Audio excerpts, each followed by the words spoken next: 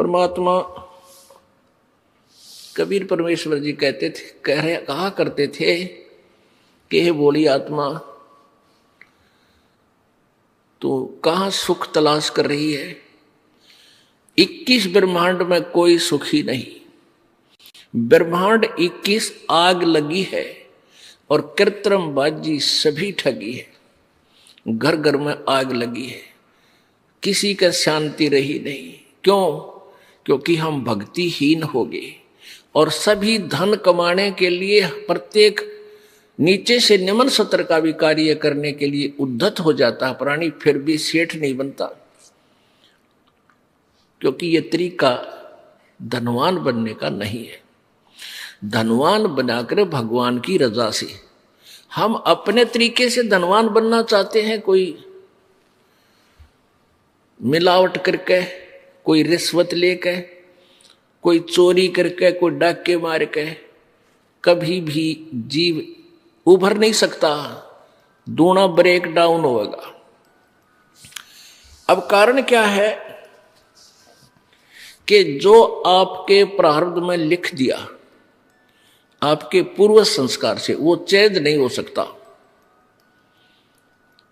कब तक नहीं हो सकता? जब तक आप पूर्ण परमात्मा कबीर परमेश्वर की शरण में और पूरे संत उन्हीं के कृपा पात्र, उनके द्वारा भेजे गए नुमाइंदे संत की शरण में नहीं आओगे, तब तक केवल आपको वर्क डन मिलेगा, आपका पूर्व जन्म का किया हुआ संस्कार ही मिलेगा। आपके भाग्य में दुख है तो दुख ही होगा, और सुख है तो आपको धन है तो कोई सुख किसको मानते हो? कोई संतान होगी, एक अधिकार कोठी होगी, बस इसको सुख मान लेते हो। और ये सुख है कितने दिन का? कल मृत्यु हो जाए परसों गदा, क्या सुख हुआ ये? तो ये स्वीकार करना पड़ेगा। तो कैसे हम धनवान बनेंगे? परमात्मा कबीर जी की शरण में आकर और पूरे संत से नाम लेकर के और उनकी मर्यादा में रहते हुए आप भक्ति करके देखो, और फिर देखना वो परमात्मा आपको अपने कोटे से भी धन देगा। फिर आपको ऐसा विधि बताई जाएगी जिससे आपको ऑटोमेटिकली आपके पाप कर्म तो खत्म हो जाएंगे, संकट आने वाले के जो कर्म थे वो नष्ट हो जाएंगे और उनके स्थान पर पुण्य वृद्धि हो जाएगी। तो आपको परमात्मा धनी बनाओगा। आप बीमार होगे और उसमें 20,000 रुपये लग गए और आपने 2 नंबर से कमाए 5,000, 15,000 घाटे में गए और पाप न्यारे, वो पैसे भी गए और पाप न्यू के न्यू रह गए, जिस कारण से आपने 2 नंबर तक धन कमाया था। एक व्यक्ति का इकलौता पुत्र था, वो बीमार हो गया। पहले छोटे डॉक्टरों से दिखाया जाता है, फिर इधर झाड़े झूड़े वालों के पास, फिर संतों के पास, फिर झाड़ा लगवानियों के पास, कि ताबीज बंधवानियों के पास खूब ठगया। फिर डॉक्टरों ने आखिर में यहाँ लोकल डॉक्टरों ने कह दिया कि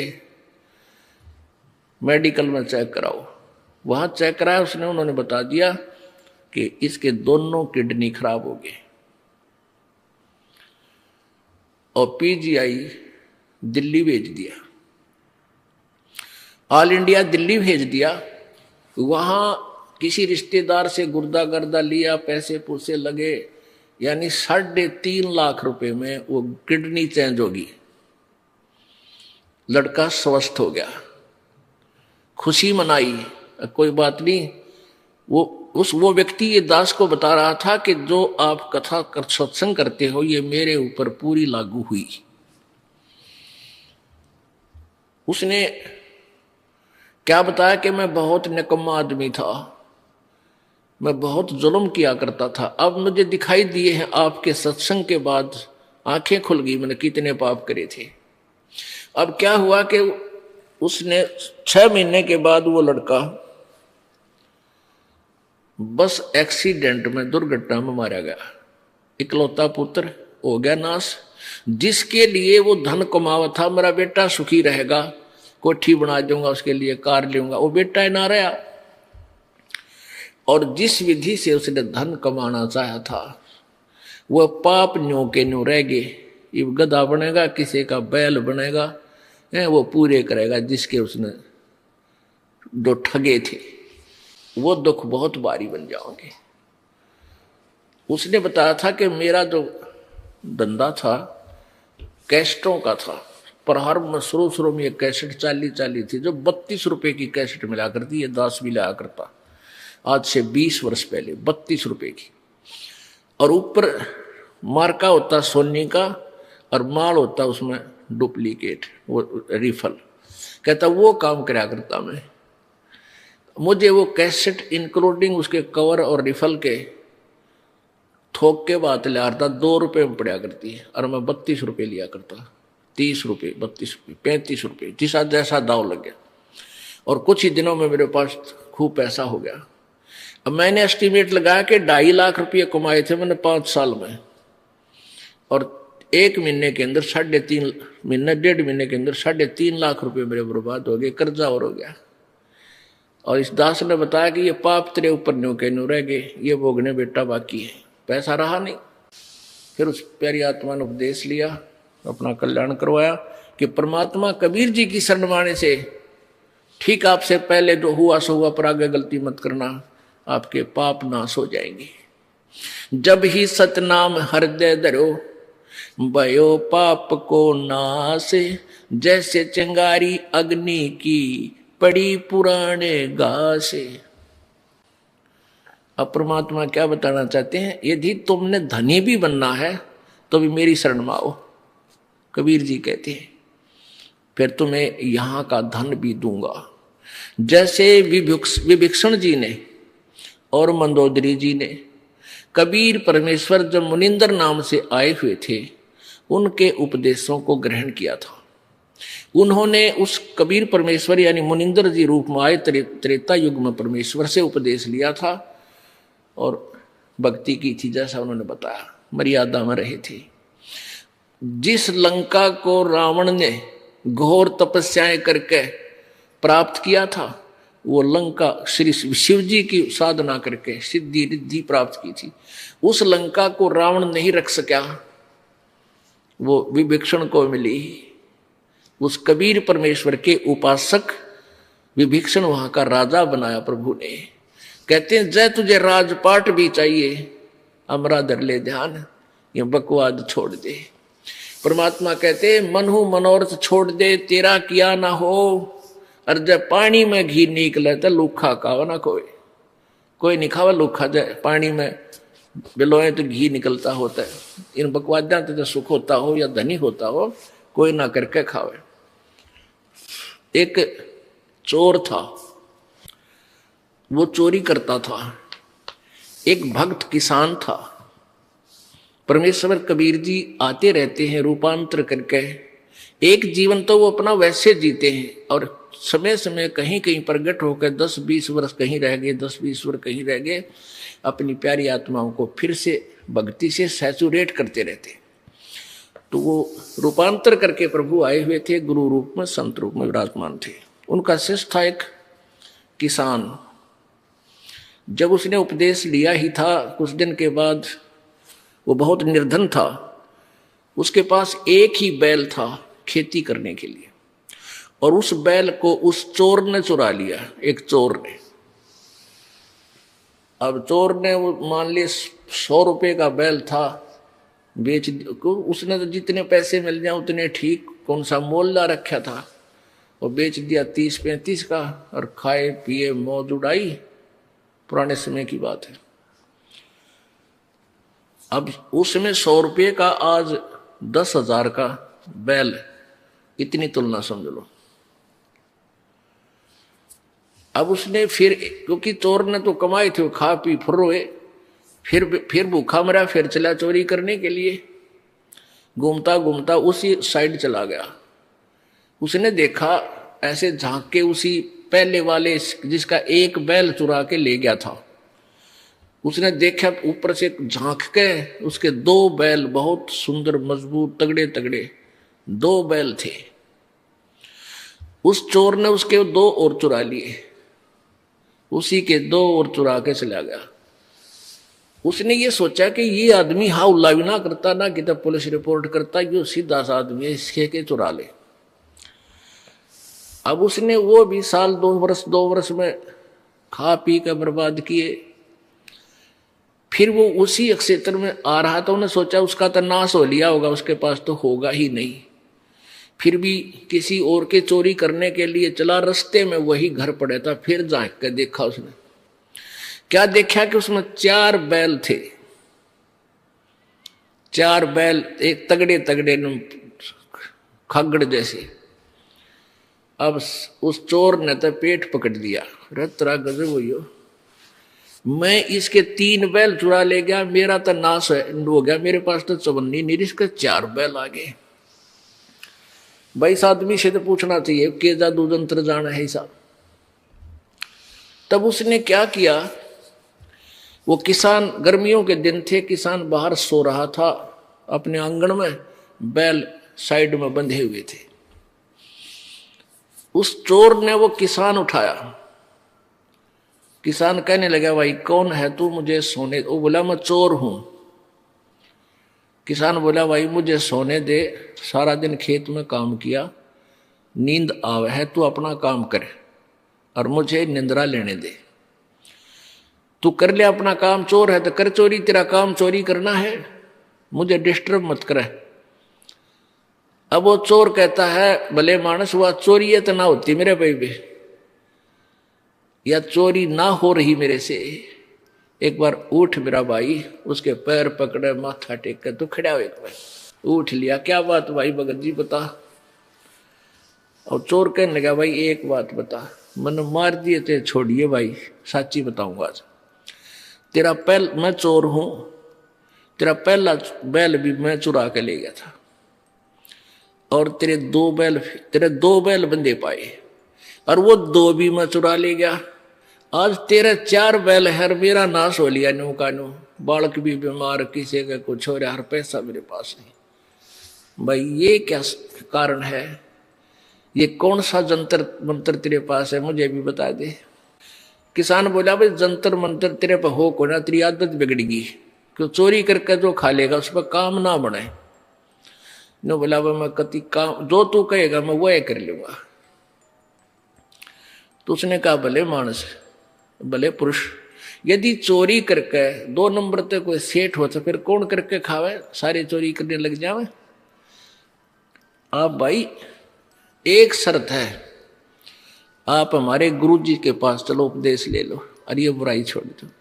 1 साल में 2 वर्ष में तुझे दिखा दूंगा, तेरे ठाठ होए। भगवान सब कुछ कर सकता है।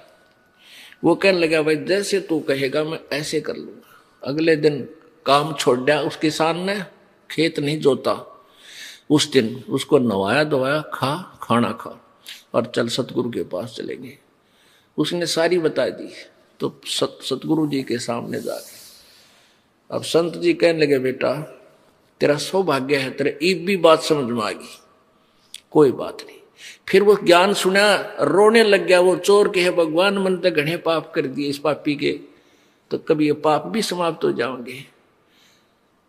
उसने क्या बताया चोर ने, कि एक व्यक्ति, वो श्याम ने भैंस लाई, 6 महीने में उनको भैंस का जुगाड़ बना। कुछ अपने घर से पैसे इकट्ठे किए, कुछ दूसरों से इकट्ठे किए, वो भैंस लाई। और परिवार के लोग बड़े खुश हो रहे। मैं छुप कर बैठ गया उस चोरी करने के लिए।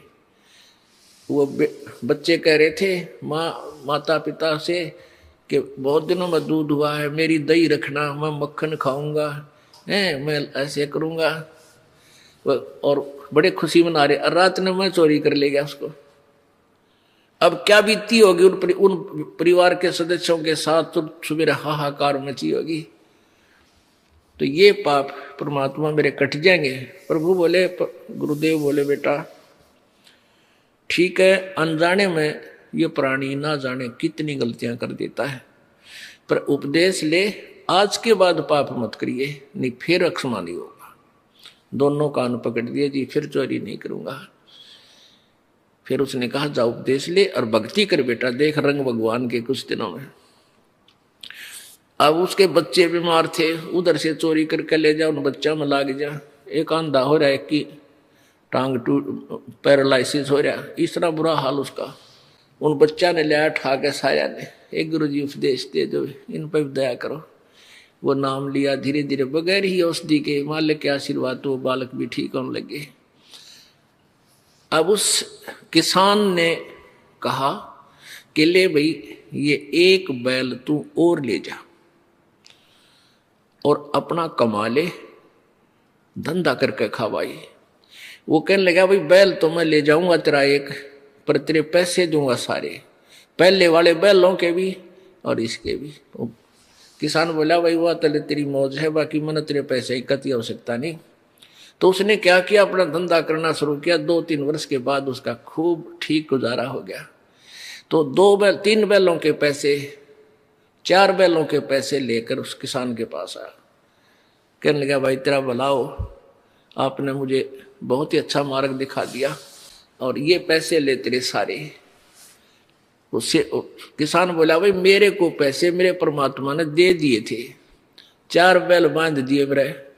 एक सीजन में इतनी कणक होगी थी मेरे पास, उन 3 बैलों की चोरी के भी सब में ठाठ कर दिए। ये पैसे मालिक को दे, तेरा पुण्य बनाए।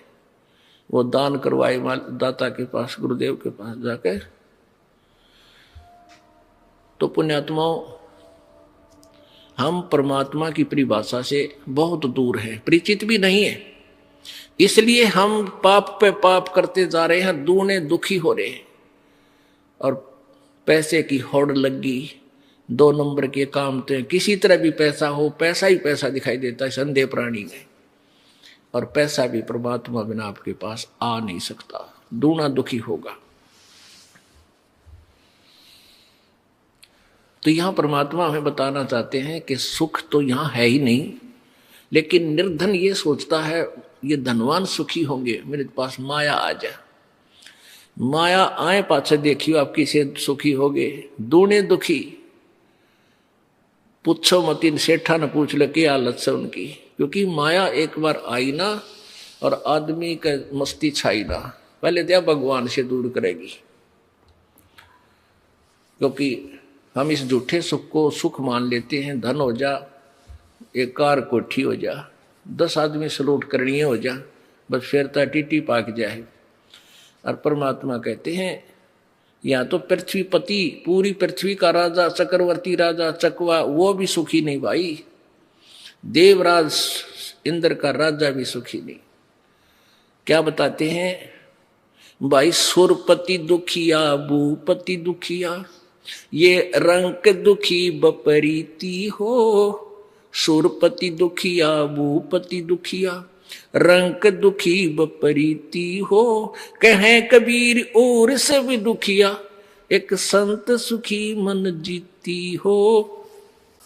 संत सुखी मन जीती हो। तंदर सुखिया कोई ना देखा, जो देखा सो दुखिया हो। उदय अस्त की बात करत हैं, मन सबका किया विवेक का हो। सबका किया विवेक का हो। अब क्या बताते हैं भाई, इंद्र भी दुखी, सुरपति देवताओं का राजा दुखी, और पूरी पृथ्वी का राजा दुखी, और रंक दुखी बपरीती हो। और गरीब तो स्वाभाविक दुखी, निर्धन तो स्वाभाविक दुखी। और कौन सुखी, कहे कबीर और सब दुखिया, एक संत सुखी मन जीती हो। अब मन जीता कैसे होगा, परमात्मा की शरण में आवे। और गुरु जी बताते हैं परमेश्वर का विधान के बीड़ी शराब मांस तमाकू जर्दा कभी छूना भी नहीं है, यदि तूने कुछ सुख चाहिए जीवन में। ये सबसे बड़े शत्रु है इस प्राणी के, इनको कभी नहीं खाना चाहिए। बकवाद करेगा क्योंकि इसने तो आपको पशु बनाने का कॉन्ट्रैक्ट ले रखा है, ठेका ले रखा है। इस मन को इन बुराइयों से हटावे और परमात्मा के चरणों में लगावे। मन चाहता है कार खरीदूं, कोठी खरीदूं, ये कर लूं, वो कर लूं।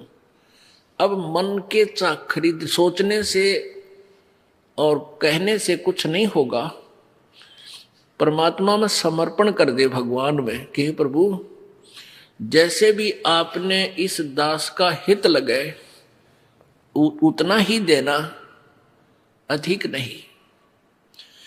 और फिर परमात्मा कहते हैं, जैसे आज दिन में उदाहरण आपको सुनाया था कि साईं इतना दीजिए जिसमें कुटुंब समावे, कल 2 सत्संग में सुनाया था आपको, और हम भी भूखे ना रहें, कोई अतिथि ने भूखा जावे। यानी इतना जीत दीजिए जिसमें कुटुंब समावे। कुटुंब समाण का अर्थ है रिक्वायरमेंट ऑफ द फैमिली, यानी परिवार की आवश्यकता पूरी हो। कोई अतिथि आ जाए वो भी 2 रोटी खा के जावे और हम भी भूखे ना सोवा, परमात्मा बस इतना देवे। अब परमेश्वर कबीर जी ने उदाहरण दिया था, भाई देखो मैं खुद कितना निर्धन बन के एक जीवन व्यतीत किया, हमें उदाहरण देने के लिए। एक झोंपड़ी में रहते थे, कपड़ा बुनते थे, और जो भी उसकी कमाई होती थी उसी से पैसा लेकर कुछ अपना घर गृहस्थी का अन्न लाते थे, क्योंकि 2 माता पिता थे मुंह बोले और 2 बालक थे जो मुर्दे जीवित कर रखे थे, लड़का और लड़की बेटी रूप में रखे हुए थे, बेटा बेटी रूप में रखे थे। परमात्मा कबीर जी का किसी से जन्म नहीं हुआ, ना उनकी कोई संतान थी, ना उनकी कोई पत्नी थी। ये झूठे लोगों ने परमात्मा को जो है ना दूसरे ढंग से पेश कर दिया, बिल्कुल गलत ज्ञान प्रचार कर रखा था। तो वो क्या करते थे, जो भी धन आता था, कमाई होती थी, अपने परिवार का कुछ खर्चे खातर लेते, बाकी शेष का धर्म में लगा दिया करते थे। अब आप जी को ये उदाहरण देते हैं कि जोड़ जोड़ कर मत धरो, परमात्मा में विश्वास रखो, जितना हो धर्म में लाओ। और फिर देखना, अब उस परमात्मा ने ये दिखाया कि मेरे द्वार पर 18 लाख अतिथि आ गए थे। अतिथि का अर्थ होता जिनके आने की तिथि पूर्व निर्धारित ना हो, अचानक आ जा। अब वो उन दुष्ट लोगों ने चिट्ठियां डाल दी परमात्मा को लज्जित करने के लिए, शर्मिंदा करने के लिए। लाखों लोग, 18 लाख व्यक्ति आ गए कबीर जी के अतिथि बन गए। परमात्मा कहते हैं मेरे अतिथि भूखे नहीं गए, 3 दिन रटे, 3 दिन रुके और 3 दिन बड़े भंडारे चले। जो भी खान योग चीज थी जिसने डिमांड की, लड्डू की इच्छा थी लड्डू आ रहे हैं, जलेबियों की इच्छा करता जलेबी आ रही है, कचौड़ी पकौड़ी खीर खांड हलवा है। और 18 लाख अतिथियों को 3 दिन तक बड़ा भंडारा दिया। और फिर प्रत्येक खाने के उपरांत 1 दोहर और 1 असरफी, जैसा भी चिट्ठी में उन दुष्टों ने लिखा था वो भी दिया। तो परमात्मा कहते हैं ऐसे रहो तो मेरे ऊपर आश्रित कहो के, फिर देखना आन दे। कहते कल पे कारण कौन है और कल कर सेवा निकाम, मन इच्छा फल देऊंगा जो पड़े धनी ते काम। जब धनी का काम था वहां पर ना पूरी काशी का के दाने इकट्ठे कर ले गेहूं तो 18 लाख व्यक्तियों को नहीं खिला सकते, और वहां परमात्मा ने डूंडा ठा दिया। अब मन जीती का अर्थ है कि गुरुजी के वचन पर डट जा। गुरुजी कहते हैं ये बुराई मत करो, तुरंत त्याग दो, ये भक्ति करो, हाथ से जितना पुण्य हो सके अवश्य करो। परमेश्वर जी कहते हैं चढ़ी चोंच भर ले गई नदी ना घट्यो नीर, और दान दिए धन घटे नहीं नो, कह रे साहिब कबीर। पुण्यात्माओं, प्रसंग था कि तन धर सुखिया कोई न देखा, जो देखा सो दुखिया हो। और उदय अस्त की बात करे मन सबका किया विवेका हो।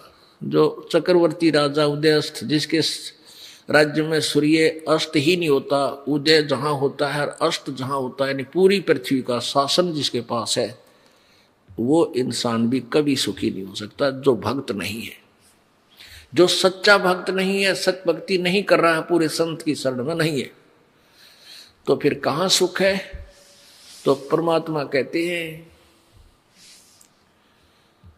मन तू सुख के सागर बस रे भाई, और ना ऐसा यस रे। मन तू सुख के सागर बस रे भाई और न ऐसा यस रे। यहां मान लीजिए पूरी पृथ्वी का राजा है, तेरी बड़ी महिमा हो रही है, ठाठ हो रही है, दुनिया तेरे गुण गा रही है। एक मानधाता चक्रवर्ती राजा था और उसने पूरी पृथ्वी के ऊपर अपने शासन की जांच करने के लिए कि कोई छोटा राजा मेरा विरोधी तो नहीं बन गया है, एक घोड़ा छोड़ा था कि इस घोड़े जिसने मेरी अधीनी स्वीकार नहीं है वो इस घोड़े को पकड़ कर बांध ले और युद्ध के लिए तैयार हो जा। 72 अक्षौणी सेना राजा मानधाता चक्रवर्ती के पास थी, 72 करोड़। और वो उस घोड़े के गले में एक पंपलेट लिख कर डाल रखा था कि पकड़ने से पहले पढ़ लेना इसमें क्या लिखा हुआ है। तो किसी ने नहीं पकड़ा, पूरी पृथ्वी घोड़ा घूमया तो चुनक ऋषि था एक, ये काल का उपासक, उसने वो घोड़ा पकड़ दिया और मानधाता चक्रवर्ती ने 72 करोड़ सेना के 4 पार्ट बनाए, 18-18 करोड़ के। एक पार्ट भेज दिया, एक टुकड़ी भेज दी 18 करोड़ की। उधर से ऋषि चुनक ऋषि ने पूरे जीवन की अपनी कमाई से 4 एटम बम बना लिए, पुतली बोल रहे हैं उनको, ऐसे 4, एक पुतली छोड़ दी, 18 करोड़ का नाश कर दिया सेना का, दूसरी छोड़ दी। कहने का भाव ये है कि वो पृथ्वीपति दुर्गति को प्राप्त होकर मृत्यु को प्राप्त हो। उदय अस्त बीच चक्कर चले थे ऐसी जन ठकुराई, उदय अस्त बीच चक्कर चले थे ऐसी जन ठकुराई। चुनक ऋषि स्वर कल्प करी तब खोज न पाया राई, मन तू सुख के सागर बस रे भाई और न ऐसा यस रे। यस माने यहां तू क्या महिमा बनाना चाहता है, कार खरीद के और आसपास के लोगों में प्रभु बनना चाहता है कि ओ बड़ा सेठ आदमी है। कहते हैं सर्व सोने की लंका होती, ओहो ये क्या दिखाते हैं मूर्ख लोग अनजान, 4 गुठी पर रे मोटी मोटी वो तरह और गोड़े भी सी मोटी चैन। अरे कुतरू, कबीर साहब कहते हैं तुम वैसी सामांडी पाएंगे। रावण ने पूरी सोने की लंका बना रखी थी, जैसे हमने मकान बना रखे ऐसे सोने की लिपाई, सोने की ईंट, स्वर्ण, और आज उसका कितना नामो निशान नहीं। ये क्या सुख है? तो परमात्मा क्या बताना चाहते हैं कि मन तू चल रे सुख के सागर, जहां शब्द सिंधु रत्नागर। ओह, अब सुख सागर किसे कहते हैं भाई? शंखो लहर मेर की उपजे कैर नहीं जा कोई, शंखो लहर मेर की उपजे कहर नहीं जा कोई। दास गरीब अचल अविनाशी सुख का सागर सोई, मन तू सुख के सागर बस रे भाई और न ऐसा यस रे। शंखों लहर मेहर की उपजे। एक समय कभी कभी आप एकांत में बैठे हो, एक ऐसी हिलोर उठती है अंदर से, इतना आत्मा निर्मल बन जाता है कि दुश्मन भी दुश्मन नहीं लगता, उसके प्रति भी प्यार भाव बन जाता है, उसके ऊपर भी रहम बन जाता है। लेकिन वह होती है थोड़ी सी देर की, उसके बाद फिर वही कैर की लहर, उसने ये कर दूंगा, उसको ऐसा केस करूंगा, ऐसा हो गया, लड़का बीमार हो गया, बेटी दुखी हो रही है, पति बटे वो शराब पी रहा है, ऐसा घाटा हो गया, उसमें न्यू हो गया। यानी कोई ना कोई 100 प्रकार की वह कैर की लहर शुरू होगी, और वह मेर की लहर थी, थोड़ी सी देर रुकी थी। कहते वहां सतलोक के अंदर जाके, जहां से तू आया है बावले, ए भोले प्राणी, जहां तू रहता था, जिस सुख को तू तलाश कर रहा है वो यहां नहीं है, वो उस सतलोक में है। उस सतलोक के अंदर शंखों लहर मेहर की उपजे, और कहर नहीं जा कोई, और दास गरीब अचल अविनाशी, और सुख का सागर सोई। वो सदा रहने वाला स्थान है, वो कभी, वो शाश्वतम स्थान है सतलोक। गीता जी अध्याय नंबर 18 के श्लोक 62 में कहा कि अर्जुन, गीता ज्ञानदाता कह रहा किसी और भगवान परमेश्वर की शरण में जाने से को, कि हे अर्जुन तू सर्वभाव से उस परमेश्वर की शरण में जा जिसकी कृपा से तू परम शांति और सनातन परम धाम को प्राप्त होगा। ओह, परम शांति को प्राप्त होगा और शाश्वतम स्थानम, शाश्वत माने सदा रहने वाला, कभी नाश ना हो जिसका। अब ब्रह्मलोक तक तो सारे नाश हुआ, 21 ब्रह्मांड का नाश, 7 संग ब्रह्मांड का नाश, लेकिन सतलोक, अलखलोक, अगम लोक, अनामी लोक, उन लोकों का कभी विनाश नहीं होता। तो उस वहां चलने के लिए परमात्मा कहते हैं जहां तुम रहा करते थे, और वहां जाकर तुम्हें सुख होगा।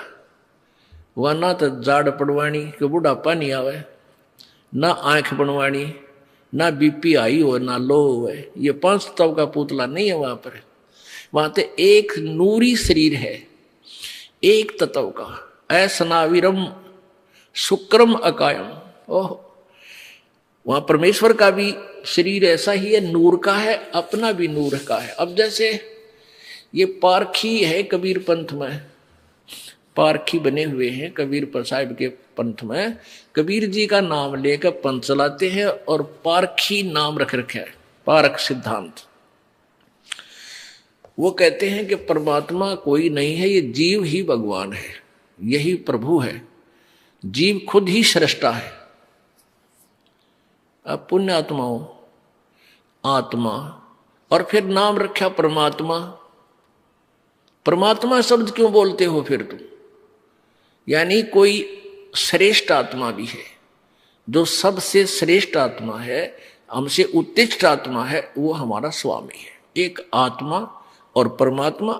तो आत्मा का वहां शरीर जो है इतना नूर का है, इतनी चमक है, जैसे ये 5 तत्वों से बना है शरीर। और इसमें 5 तत्व कौन से हैं? ये अग्नि, वायु और ये जल, पृथ्वी, आकाश।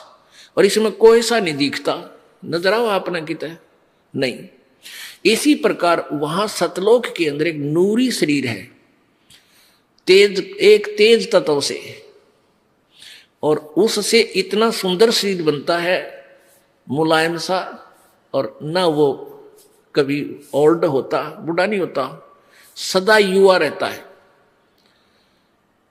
और उसमें ना बीपी हाई हुआ ना लो हुआ, क्योंकि वो ब्लड से बना हुआ नहीं है। तो ऐसा ही परमेश्वर का शरीर है, वो परमात्मा है। उनका इतना तेज है सूर्य का, उनके शरीर में इतना तेज है, वो इतने सर्वशक्तिमान शक्तिशाली है। हमारा इतना तेज है, 16 सूर्य जिसका प्रकाश होता है, इतना तो एक आत्मा का शरीर है।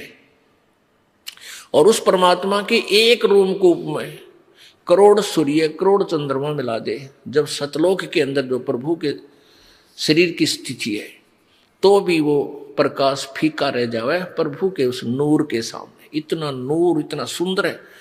मतलब जैसे कहा अगर ना किसी लड़के बहन भाई को देखे कि अभी इतना कितना नूर है इसके चेहरे पे, यानी कितना सुंदर है, कितनी चमक है इसकी। तो ऐसे वो परमात्मा के शरीर की चमक है। और वहां आत्मा का शरीर भी नूर, एक तत्व से बना हुआ है। अब हम वहां से आए हैं, और जब तक वहां नहीं जालेंगे हमें सुख नहीं हो सकता। वहां जाने के लिए कौन सी विधि अपनानी है, कैसी अपनानी है, कैसा संत चाहिए, कौन सा मंत्र चाहिए, वो ये दास बतावेगा। वैसे तो अपनी अपनी कह गए इस दुनिया के मां, और बिन साहिब की बंदगी की ठोर ठिकाना ना। अपनी अपनी सभी बताते हैं, ये दाप कर लो, ये भक्ति कर लो, ये मंत्र कर लो, एक माला दे दी, ले कंठी, तू चेला मैं गुरु। ये कोई बात हुई? अब यहाँ आते हैं बिहार के बच्चे, परमात्मा की प्यारी आत्मा, ये बहुत अच्छी आत्मा जो इतनी दूर सफर करके आई, बाल बच्चों को लेकर आए, वर्ष भी, बूढ़े भी। अब इनको उल्टे रंग में रंग रखा वहां नकली कबीरपंथियों ने। एक तुलसी की लकड़ी की माला दे रखी है, गले में गाल दी, नो कहे माला नहीं उतारेंगे, कंठी हो, कंठी नहीं खोलेंगे। इस कंठा ने शर्मा मार लिया, बता क्या करेगी इस कंठी का, क्या करोगे? अरे परमात्मा ने जो ज्ञान दिया है उसके आधार से चलो, और तुम सारी क्रिया करो, दुर्गति हो रही तुम्हारी, घर में इतना दुख, शरीर में कष्ट, इस कंठी ने कोई लाभ नहीं दिया तुम्हारे। परमात्मा कबीर जी ने कहा था, ये कबीर जी ने कंठी से सिलसिला नहीं चलाया, ये तो नकली कबीर पंथियों ने बाद में इन भोली आत्माओं को बांधने के लिए सिस्टम तैयार किया। कबीर जी ने केवल एक समय नाम उपदेश लेने के लिए, महर्षि रामानंद जी को अपना गुरु बनाने के लिए, गुरु मर्यादा बनाए रखने के लिए, क्योंकि वो वैष्णव साधु थे रामानंद जी, वो कंठी दिया करते एक तुलसी की माला, एक मणिया, और वो जो है ना वैष्णव साधु माना जाता था। अब परमात्मा ने उनकी शरण ली, रामानंद जी ने कंठी का लिए उसमें नहीं कहा, लेकिन उन्होंने वो जो स्नान करने के लिए गए थे रामानंद जी पंचगंगा घाट पे, और कबीर जी 2-2.5 वर्ष का बच्चे का शरीर बना के और पैड़िया में लेट गए थे अंधेरे में। सुबह सुबह रामानंद जी का खड़ाऊ सिर में लगी परमात्मा के, और एकदम जब झुके नीचे को, जब कबीर जी ने बच्चे की तरह रोने की लीला की, तो जो ही रामानंद जी झुके नीचे को, उनकी कंठी हुआ एक तुलसी वाली कबीर जी की गले में डल गई। अंधेरे में रामानंद जी को पता नहीं चला। तो फिर ये कथा फिर सुनाएंगे आपको, क्योंकि ये प्रसंग और सुनाना, इसलिए एक शॉर्टकट में बता रहे हूं। रामानंद जी के एक शिष्य ने जो सत्संग कर रहा था, कबीर जी ने उसको टोका था।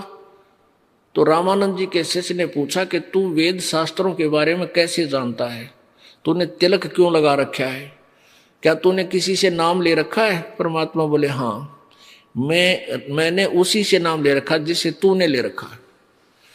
अब वो रामानंद जी ब्राह्मण, और वो सत्संग कर रहा था, वो रामानंद जी का शिष्य ऋषि, इस बात से वो कुपित हो गया कि झूठ बोलता है तू, हमारे गुरु जी तो किसी को नाम नहीं देते, शूद्र को, तू जुलाहा जाति का, तूने मेरे गुरुदेव को नीचा दिखाया है। रामानंद जी के पास ले गए। स्वामी जी ने जब उनसे वार्ता की तो परमात्मा ने, रामानंद जी ने कहा कि तूने मेरे से कब नाम लिया?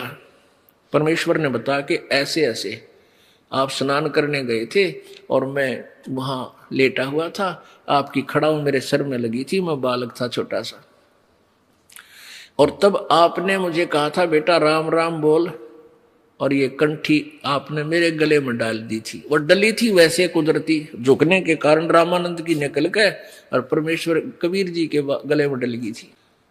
तो कबीर जी ने कहा, रामानंद जी ने कहा कि मैं शिष्य जिसको बनाता हूं उसको कंठी देता हूं, ये माला देता हूं एक मनके की, तेरे पास है? काट के दिखा दी। कहाँ जी, ये लो। कहने मैंने तेरे को कब दी? कि जिस दिन ऐसे ऐसे कहानी बनी उस दिन आपने मुझे दी थी।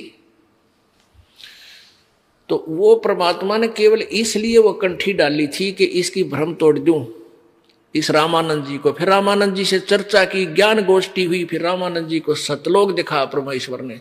वो महर्षि फिर परमात्मा के चरणों में गिर गया था कबीर जी के, और रामानंद जी ने भी वो कंठी तोड़ कर फेंक दी थी, और कबीर जी ने भी फेंक दी थी, क्योंकि इन कंठियों से भगवान नहीं मिला, इस मंत्र और साधना से परमात्मा प्राप्ति होगी। अब वो टिप्पे फिर क्या था, रामानंद जी के जो शिष्य थे वो रामानंद जी से विरुद्ध हो गए कि ये ब्राह्मण होकर और जुल्हाए के साथ रहता है, इसने नाश कर दिया। तो उन नकलियों ने वो कंठी वाला सिलसिला फिर जारी रखा। लेकिन परमात्मा कबीर जी ने केवल सब चीजों से दूर किया। परमात्मा ने कहा कंठी माला सुमरनी सभी सिलसिला मेट, इन सब को भूल जा। और माला तो आपने, अब जैसे आप आरती में पढ़ते हो, आप संध्या आरती में पढ़ते हो, तत् का तिलक और ध्यान की धोती, ये मालाएं हमारी हैं, ये हमारे गहने हैं, एक भक्त के होने चाहिए। और परमात्मा ने कभी भी ऐसा तेज की आरती तेज का आगे, तेज का भोग तेज को लागे, तेज पखावज तेज ही बाचे, तेज ही नाचे, तेज ही गावे, तेज का थाल तेज की बाती, तेज का पुष्प तेज की पाती, तेज के आगे तेज विराजय, कह कबीरा आरती साजय। अदली आरती अदल समोई, निर्भय पद में मिलना होई, दिल का दीप पवन की बाती, और चित का चंदन पांचों पाती, तत् का तिलक ध्यान की धोती, और मन की माला अजप्पा ज्योति। ये हाथ में माला लेकर जाप करना, इसको भी मालिक ये कहते हैं इसकी कोई आवश्यकता नहीं। फिर भी क्योंकि हम जैसे बच्चे को पहले क ख सिखाते हैं तो तख्ती पर लिखकर, फट्टी पर लिखकर सिखाया करते थे, अब ऐसे सिखाते हैं। तो यहां परमात्मा कहते हैं कि तत् का तिलक और ध्यान की धोती। तत् का तिलक यानी इस तिलक को लाने के लिए नहीं कहा कि आपके पास तत्व ज्ञान हो, और तत्व ज्ञान आप जब भी बोलोगे तुरंत प्रकट हो जाएगा, ये तेरा तिलक है। और ध्यान की धोती, मन की माला गले में डालने से कोई लाभ नहीं। जैसे मन है इसको परमात्मा के नाम पर लगाए रख, और इसको दिन रात इसके संबंधित जोड़े रख, ये वास्तविक माला है। तो ये परमात्मा हमें यही बताना चाहते थे कि तुम जो साधनाएं कर रहे हो इनसे कोई लाभ नहीं होगा। और कोई विकार नहीं छोड़ रखा उन कबीर पंथियों ने। सारे जर्दा खावें, बीड़ी पीवें हैं, और तम्बाकू खावें और पूजा, क्योंकि उनसे लाभ तो होना नहीं कोई। अब जैसे ये दास इस हरियाणा में यही इसी तरह के तम्बाकू और शराब यहाँ भी एक नंबर पर है, खूब पीवे हैं, तम्बाकू भी खाते हैं। लेकिन जब इन बच्चों को परमात्मा की प्यारी आत्माओं को ये ज्ञान होगा कि ये बुराई है और हमारे बंधन का कारण है, तो तुरंत छोड़ देंगे। देखा देखी बुराई लगाई है, वो पी रहा है मैं भी पी लूं, ले पी ले। वो पीने वाला, एक पीने वाला 200 ने आदत खराब करेगा। अब हमारे बच्चे उनको त्याग रहे हैं। सभी मेरे जो दास के अनुयायी हैं, परमेश्वर कबीर जी के सेवक हैं, ये अब सब बुराई त्याग देते हैं। इनको पता है कि भगवान चाहिए तो त्यागना पड़ेगा, ना तो मर कुएं में पड़ गए, फिर कोई लाभ नहीं होगा, हाहाकार मच जाएगी, घर में भी दुख होगा, शरीर में भी कष्ट हो जाएगा। तो ईब 10 बच्चा ने छोड़ी हमारा ने, उन 20 की छुड़वाई। अब हजारों ने छोड़ी तो 10,000 की छुड़वा दी। 1 लाख ने बुराई छोड़ी तो 10 लाख की छुड़वा दी। तो बुराई घर भी ऐसे किया था, एक पीने लगा 10 को सिखा दिया, 10 ने फिर 20 को सिखा दिया, हजारों को सिखा दिया। तो ऐसे ही बुराई हम हटाएंगे समाज से, दास का ये मुख्य उद्देश्य है। क्योंकि इसके बिना भक्ति बन नहीं सकती। जैसे किसान खेत बीजता है और खेत को संवारेगा नहीं, वैसे बीज दे, उसको कुछ नहीं मिलना, व्यर्थ प्रयत्न है, वो बीज भी बर्बाद करना है। तो दास का उद्देश्य है कि पहले आपको हर बुराई से दूर करूं जो आवश्यक ही नहीं हमारे मनुष्य जीवन की, और फिर ये नाम रूपी बीज आप में बोऊंगा। देखियो परमात्मा कितना सुख देगा आपको। अब कल आपने सुना था, तिल भर मछली खा के परमेश्वर कहते हैं और लाख गऊ दे दान। एक गऊ, लागड़ गऊ, दूध वाली गऊ दान देने का बहुत पुण्य लिखा पुराणों में। कहते हैं तिल भर मच्छी यानी मांस खा के, एक तिल जितना, और लाख गऊ दे दान, उससे भी कोई लाभ नहीं होगा, तो भी नरक निदान है। ओहो। तो इसी प्रकार परमात्मा कहते हैं जरा सा भी तम्बाकू खा लिया इस नाम लेने के बाद, और बीड़ी सिगरेट पी ली या पान खा लिया जिसमें नशा होता है, तो उसी दिन तेरा भक्ति नष्ट हो जाएगी, ये नाम नहीं रहेगा। अब समझदार व्यक्ति नहीं गलती करेगा। जैसे माता गर्भ को रख यतन बना और ठेस लगे तो छन्न हो तेरी, ऐसे भक्ति जा।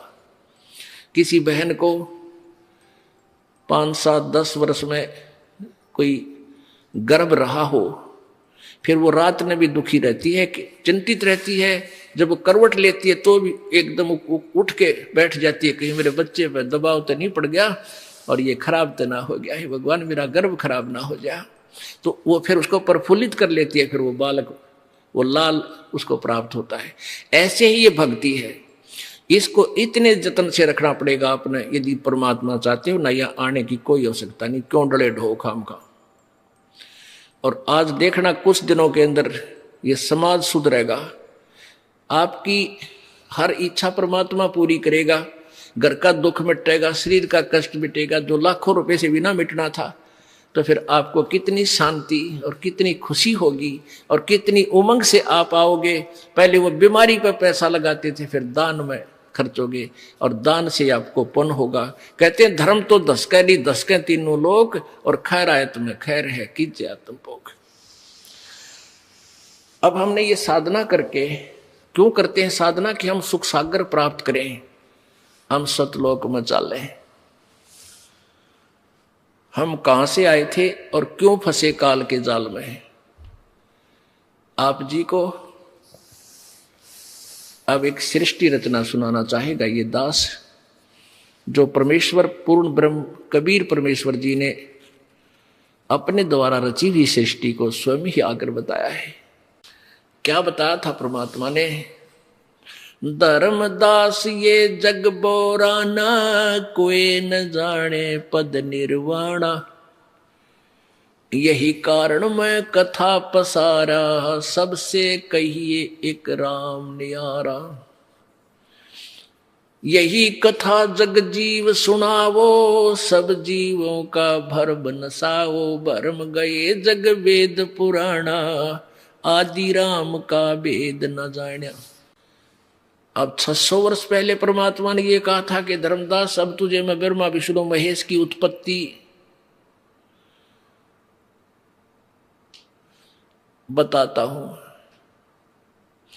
अब मैं तुमसे कहूं चिताई, और इस तेरे देवन की उत्पत्ति भाई, तेरे तीनों देवताओं का जन्म कैसे हुआ ये बताता हूं। अब धर्मदास जी चिंगर गया कि हे महाराज आप तो बड़े, क्योंकि कबीर परमेश्वर जी मुसलमान फकीर के रूप में मथुरा में मिले थे उस पवित्र आत्मा धर्मदास जी को, और परमात्मा ऐसे काटे का ज्ञान सुना रहे थे। धर्मदास जी उकस उकस के नाराज हो रहे थे अंदर अंदर से कभी, और फिर ज्ञान तथ्य देखकर सामने गीता और वेदों को और पुराणों को फिर कुछ मन में सोचने पर विवश भी हो रही थी। अब परमेश्वर कबीर जी ने जो सृष्टि रचना सुनाई थी, ये दास आपको एक बार मौखिक सुनाएगा वर्बली, और फिर आपको प्रमाण दिखाएंगे अपने ही सदग्रंथों में। हे भगवान, तो पुण्यात्माओं, पूरा विश्व परमेश्वर की परिभाषा से अपरिचित है, और जब तक हम परमात्मा की परिभाषा से परिचित नहीं होंगे हम भक्ति भी नहीं कर सकते। क्योंकि ये नकली संत, ये महंत, ये मंडलेश्वर महर्षि आपका ऐसे ही हंडोला बनाए रखेंगे, ये नाम ठीक है, वो ठीक नहीं है, ये ऐसी भक्ति करो, ये ऐसा कर लो। कोई बात हुई या? अब एक भगवान और उसके पाने का रास्ता भी एक ही है। आम का बीज एक ही है, आम की गुठली, और बबुल का बीज बीज करने का ये भी आम देगा, कभी नहीं लगेगा। सबसे पहले परमेश्वर पूर्ण ब्रह्म कबीर देव जी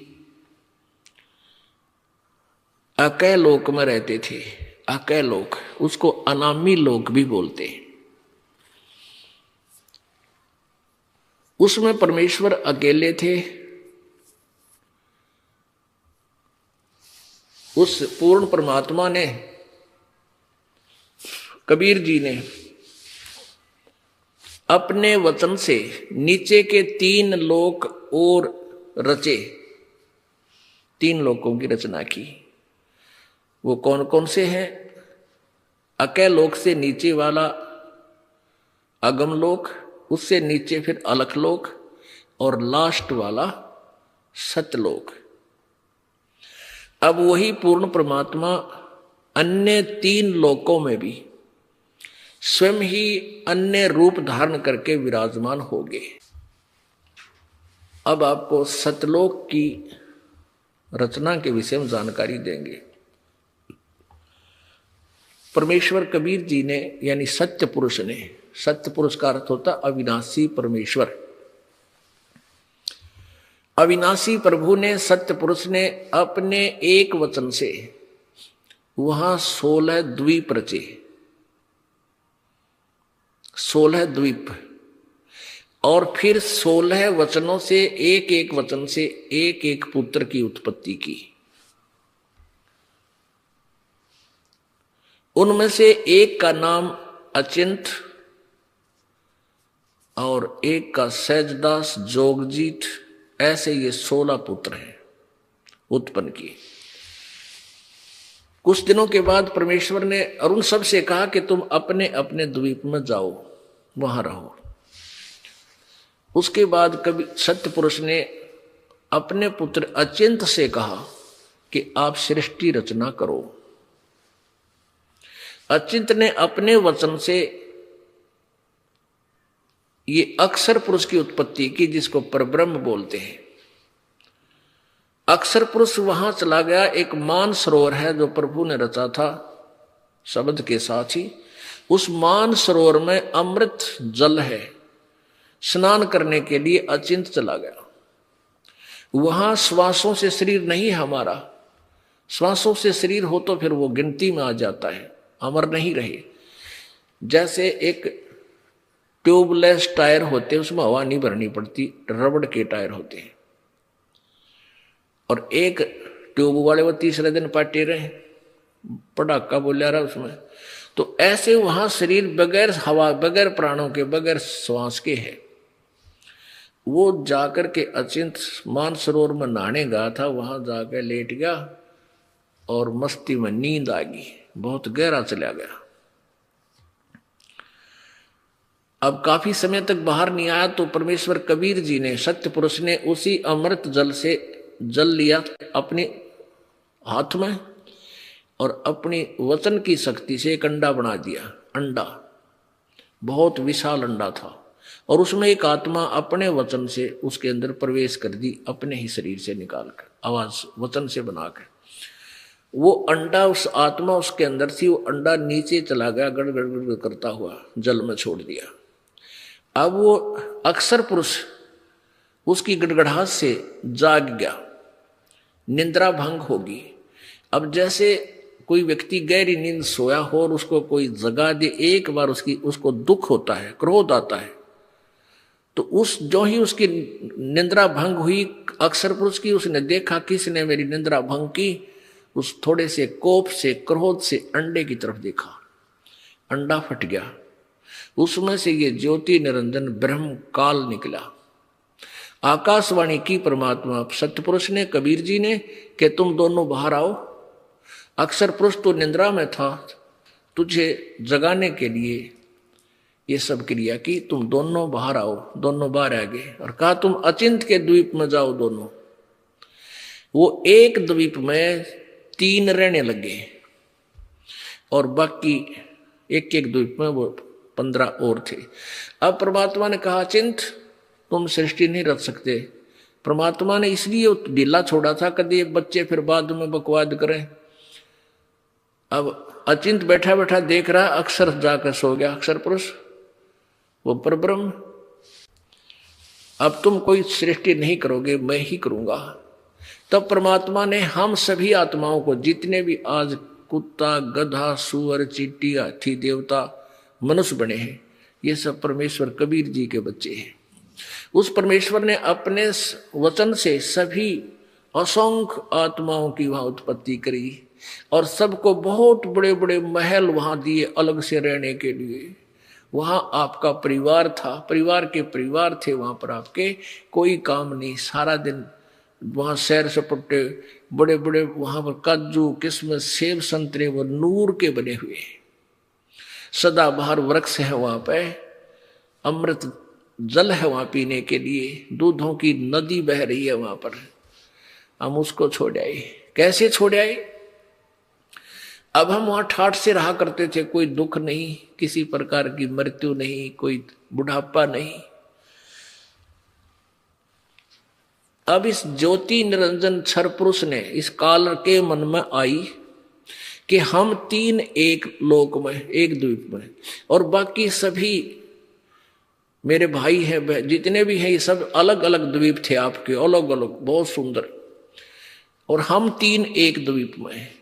तो इसने सोचा मैं तप करके अलग से राज प्राप्त करूंगा। तप से राज